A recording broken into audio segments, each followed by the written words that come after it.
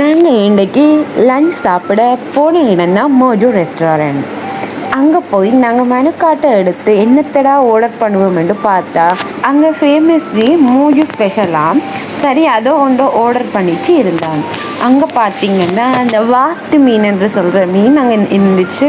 அதே கொஞ்ச நேரம் பார்த்து கொண்டு இருந்தேன்.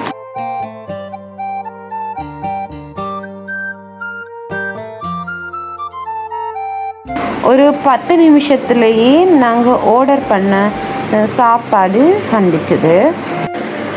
இதுதான் நாங்கள் ஆர்டர் பண்ண சாப்பாடு. நாங்கள் 2 பேர் போயிருந்தோம். ஆக்களுக்கு ஒவ்வொன்று எடுத்தோம்.